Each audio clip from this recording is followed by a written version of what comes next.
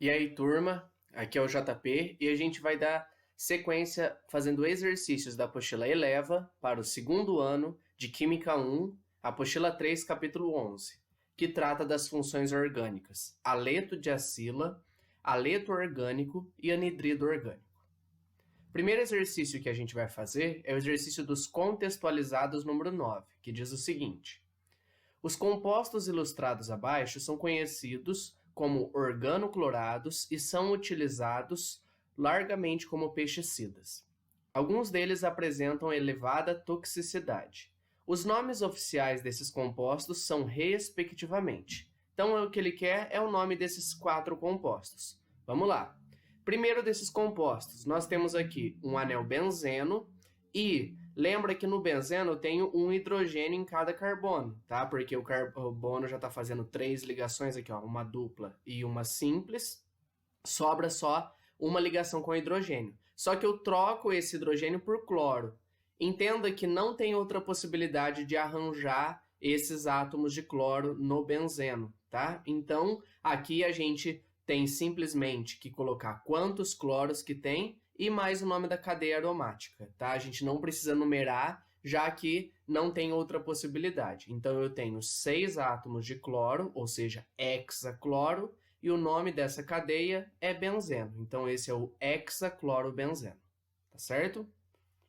Segundo agora, aqui a gente tem um composto com funções mistas, então nós temos 2 funções orgânicas diferentes. Aqui nós temos um haleto orgânico, tá aqui o átomo de cloro, já que ele disse que é um organoclorado, e eu tenho aqui também uma função ácido carboxílico. Das duas, a preferência é para o ácido carboxílico, então ele é a função mais importante. Então a gente começa contando justamente daqui. Então eu tenho 2 carbonos.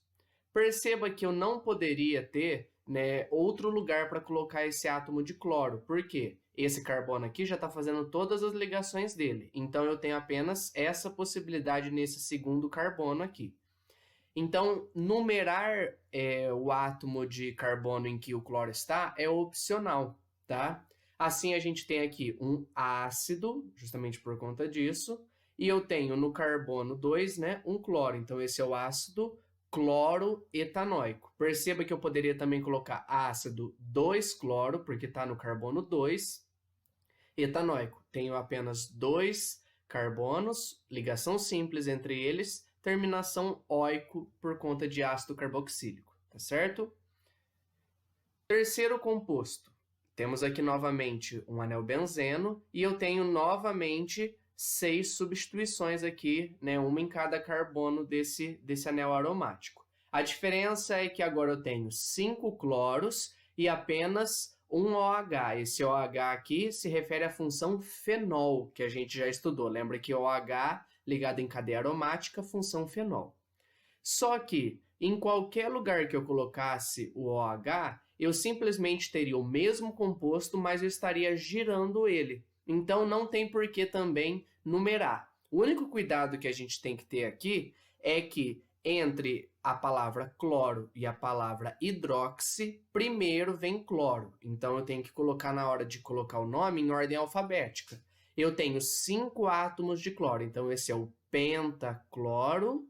Aí depois eu coloco a palavra hidroxi e por fim o nome da cadeia aromática, benzeno. Então, tá aqui o nome, pentacloro hidroxibenzeno. Coloco o hífen porque isso aqui é uma palavra só e eu tenho aqui um H no meio da palavra, tá certo? Ou se eu quisesse tirar o hífen, aí eu não precisaria colocar o H. E por fim o último composto. Aqui, cuidado, não é um anel aromático, tá? A gente tem aqui um anel com 6 carbonos, mas esses carbonos estão fazendo ligações simples. Significa que, além de ter um cloro em cada carbono, está faltando aqui uma ligação, porque essa quarta ligação de cada um dos carbonos é com o hidrogênio. Isso me dá a possibilidade de colocar mais de um cloro, por exemplo, no mesmo carbono. Então, eu poderia arranjar de outra forma esse composto. Assim, nesse caso, diferente desse primeiro e desse terceiro, eu preciso numerar a minha cadeia. Então, aqui, eu tenho, em cada um dos 6 carbonos, eu tenho um átomo de cloro. Então, fica 1, 2, 3, 4, 5, 6, que são justamente os carbonos com cloro, hexacloro. Perceba que eu dei a localização de cada um dos meus átomos de cloro. Depois, agora o nome dessa cadeia é um ciclo, cadeia fechada, com 6 carbonos X, ligação simples entre os carbonos. Como aqui eu tenho só um hidrocarboneto, né, nessa cadeia, terminação O. Então, esse é o E1, 2, 3, 4, 5, 6, hexacloro, ciclo hexano. Analisando as alternativas, a única que corresponde aqui ao composto, né, aos compostos que a gente nomeou, é justamente a alternativa B, ok? Seguindo, vamos lá. Agora exercício número 11 da FUVEST, que diz o seguinte: a contaminação por benzeno, clorobenzeno, trimetilbenzeno e outras substâncias utilizadas na indústria como solventes pode causar efeitos que vão da enxaqueca à leucemia. Conhecidos como compostos orgânicos voláteis, eles têm alto potencial nocivo e cancerígeno e, em determinados casos, efeito tóxico cumulativo. Pela leitura do texto é possível afirmar que, então, ele reforça aqui que a partir do que ele falou no texto, então a gente traz informações que a gente sabe, mas também tem que levar em consideração o texto. Ele diz o seguinte, letra A: compostos aromáticos dificilmente podem provocar leucemia. Perceba que todos os compostos que ele falou aqui são aromáticos. Por quê? Porque eles vão ter o anel benzeno. Então, eu tenho aqui o próprio benzeno, clorobenzeno, trimetilbenzeno. Todos eles têm anel aromático, então todos são aromáticos. Assim, ele falou aqui que esses 3 compostos e outros podem causar leucemia. Então, não é dificilmente aqui. Então, temos um problema com essa afirmação. Segunda, existe um composto orgânico volátil com 9 átomos de carbono. Vamos ver aqui, ó. Benzeno tem 6 carbonos, é um ciclo com 6 carbonos. Clorobenzeno, novamente eu tenho 6 carbonos e mais um cloro. Trimetilbenzeno, benzeno tem 6 carbonos e cada radical metil tem mais um carbono, ou seja, 6 daqui com mais 3, de fato dão 9 átomos de carbono. E ele falou que esses compostos são voláteis. Assim, temos aqui a nossa alternativa correta, alternativa B. Vamos ver por que as outras estão erradas. Letra C. Solventes industriais não incluem compostos orgânicos halogenados. Ele falou que esses 3 compostos são usados como solventes na indústria. Só que um desses compostos tem cloro. Cloro é um halogênio, então esse composto é halogenado. Está errado falar que não inclui, inclui sim. Letra D. Clorobenzeno e benzeno pertencem à função haleto orgânico. De fato, o clorobenzeno possui um halogênio, então ele pertence à função haleto orgânico. Mas o benzeno sozinho não possui um halogênio, ele só possui carbono e hidrogênio, então ele é um hidrocarboneto, como a gente estudou. Então está errado aqui. E por fim a última, por causa da toxicidade, as substâncias do texto não são utilizadas em indústrias. Ele fala aqui, que essas 3 substâncias são utilizadas na indústria como solventes. Então, aqui tem problema com relação ao que ele fala no texto. Tá? Então, temos aqui um problema. De fato, é a alternativa B a correta. Vamos agora para o exercício 12 dos contextualizados. O olfato dos seres humanos e de outros animais depende da existência de receptores sensoriais que respondam à presença de moléculas de substâncias odorantes no ar respirado. Os receptores olfativos, RO, estão localizados na cavidade nasal em um tecido denominado epitélio olfativo. A tabela a seguir apresenta alguns resultados obtidos de estudos realizados com uma seção do epitélio olfativo de ratos para 3 famílias de compostos orgânicos. Na tabela, as quadrículas assinaladas em vermelho indicam a existência de uma resposta positiva de um determinado RO a uma dada substância odorante. Então, vamos entender aqui, o que ele deu. Ele te deu essa tabela, e aí ele pegou aqui amostras do tecido do epitélio olfativo de 8 ratos, ok? E ele pegou 3 classes de compostos orgânicos, ou seja, compostos orgânicos de 3 funções diferentes. Perceba que eu tenho aqui, uma função, outra função, e aqui, por último, esses últimos dois, outra função. São as 3 classes. O que ele colocou em vermelho é o que tem uma resposta nesse epitélio olfativo. Então, você consegue sentir cheiro dessa substância, né? Esses ratos conseguem detectar essas moléculas aqui. Vamos ver o que ele quer agora. Letra A. Dê os nomes IUPAC do álcool e do composto halogenado que apresentam os maiores números de respostas olfativas, respostas positivas dos RO. Então, ó, ele quer do álcool e do composto halogenado. Detalhe, ele quer do álcool e do composto halogenado que tem maior número de respostas. Como que eu sei? O que vai ter mais marcações em vermelho. Então, vamos ver aqui, ó. Esse primeiro composto, nesses 2 primeiros compostos, tem aqui uma carboxila na ponta. Eles não são da função álcool, eles são da função ácido carboxílico. Tá aqui, ó. Os 2 aqui do meio tem OH ligado num carbono saturado. Esses 2 são álcoois. E esses 2 últimos aqui, além de ter a função ácido carboxílico, tem um halogênio, que é o bromo. Então, eles são compostos halogenados, tá? Aqui os 2 últimos. Vamos analisar aqui, ó. Primeiro, o álcool que tem maior número de respostas. Esse daqui tem apenas uma resposta positiva. Esse daqui tem 2. Então, o primeiro composto é esse daqui. Agora, o próximo, né, o composto halogenado. Vamos ver. Esse daqui tem apenas uma e esse daqui tem 3 respostas. Então, esse último. Ele quer os nomes IUPAC. Vamos lá. Primeiro, esse composto aqui, ele tem 6 carbonos, né? Tem um aqui com mais 5. E no primeiro carbono, né, no carbono da ponta, eu tenho um OH. Então, se eu abro essa estrutura, lembrando que aqui eu tenho uma fórmula estrutural condensada, eu tenho justamente 6 carbonos X, entre eles apenas ligações simples e um OH na ponta. Então, é o hexan-1-ol, é esse primeiro aqui. Agora, esse outro, vamos ver aqui, ó. Eu tenho novamente 6 carbonos, então eu tenho o carbono da carboxila e mais 5, ok? Lembrando que entre a carboxila e o halogênio, a prioridade é a carboxila. Então, o carbono 1 vai ser justamente esse. Como o halogênio está do outro lado, subentende-se que ele está no último carbono dessa cadeia aqui, ou seja, no carbono 6.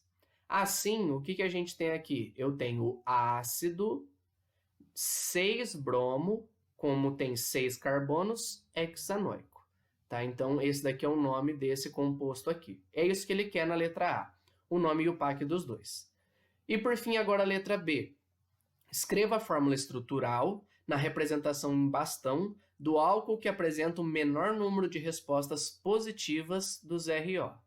Então, agora ele quer novamente do álcool, mas ele não quer o nome, ele quer apenas a fórmula em bastão desse que tem menor número. Se esse daqui tem maior número, justamente sobra esse daqui de cima com o menor número de respostas. Tá? Então, ele quer justamente o álcool com o menor número de respostas.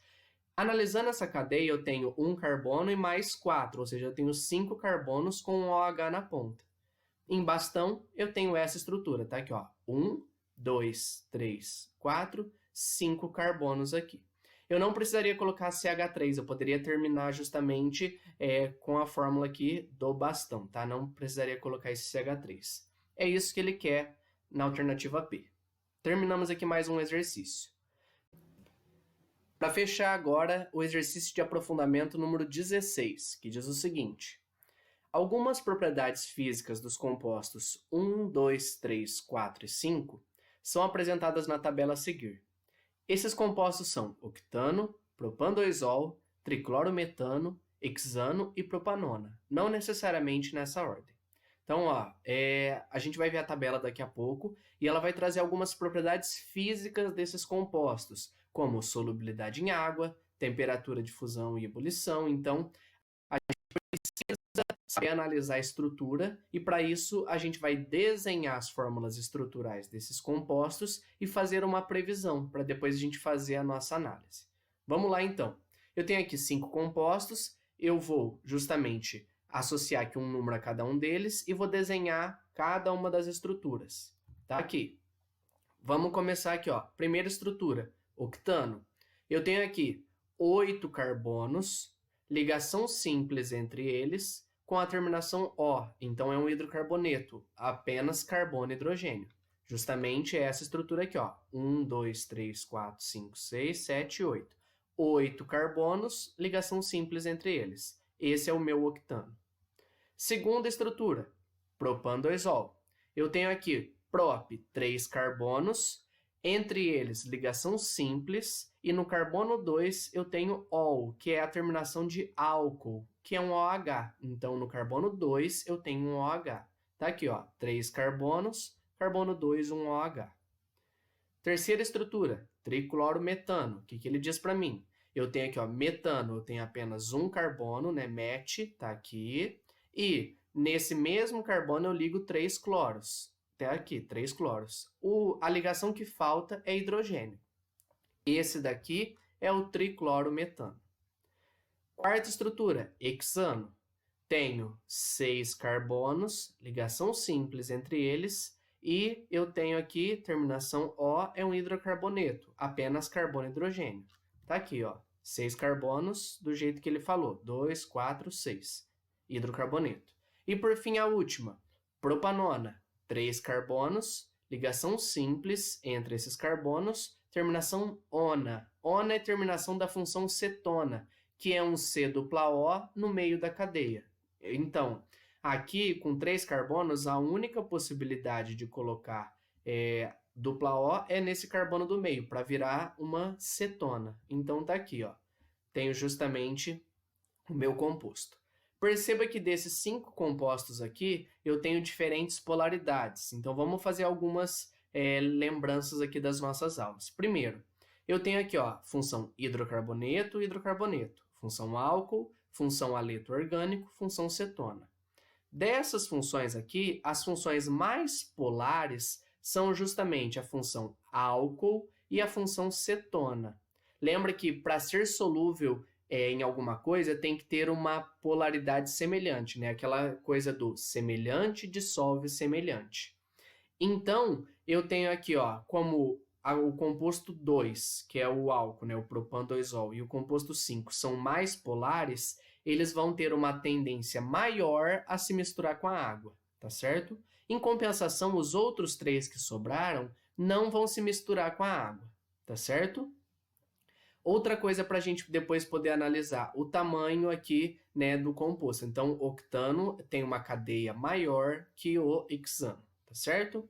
Vamos aqui, então, agora para a nossa tabela. Ele deu temperatura de ebulição, densidade dos compostos e solubilidade em água. Vamos julgar aqui primeiro na solubilidade em água, que é mais fácil. Ele pede para a gente associar cada um desses 5 compostos aos nomes que a gente já viu no slide anterior. Então, eu vou começar aqui pelos mais fáceis. Eu vou começar justamente por aqueles que são miscíveis em água. Lembra que miscível significa que se mistura em água e immiscível que não se mistura. Eu tenho apenas 2 compostos aqui que são miscíveis em água. Um deles, né, como a gente viu, é o propan-2-ol e o outro é a propanona. Bom, se eu olho aqui, ó, o composto 2, que é miscível, nas minhas possibilidades aqui eu tenho hexano e depois eu tenho tudo propan-2-ol. Hexano a gente já sabe que não é solúvel em água, porque ele é um hidrocarboneto. Lembra que hidrocarbonetos não são solúveis em água. Então, eu já posso afirmar com certeza que o composto 2 é o propan-2-ol.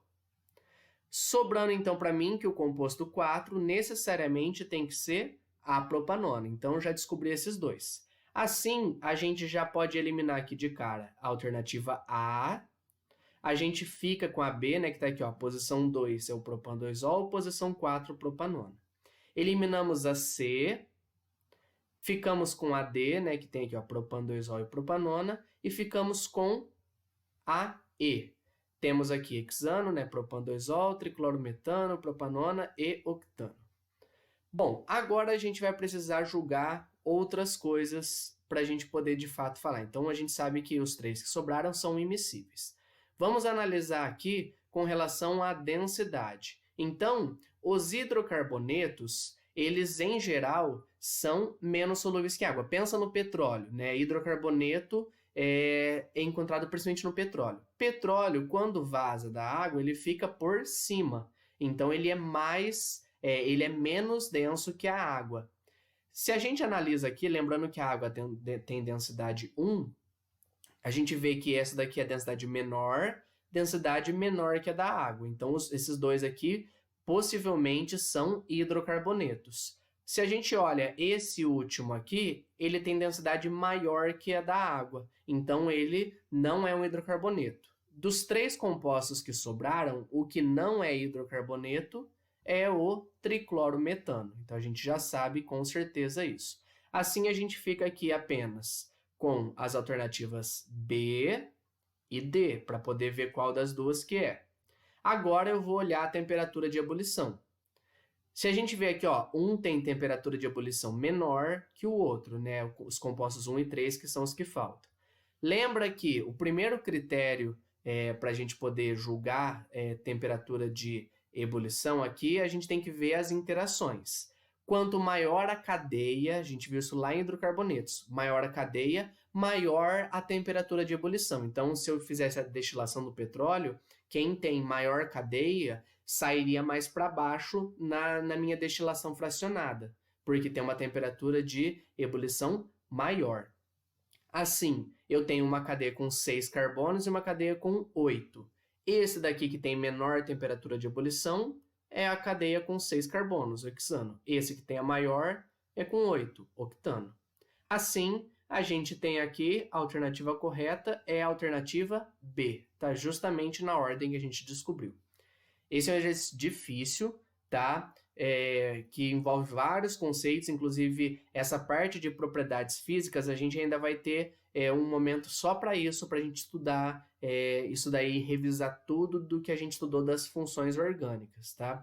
Mas é muito importante que você saiba fazer esse raciocínio. É isso que os vestibulares têm cobrado ultimamente, eles têm priorizado que a gente consiga relacionar as estruturas com o que a gente observa nas propriedades dos compostos.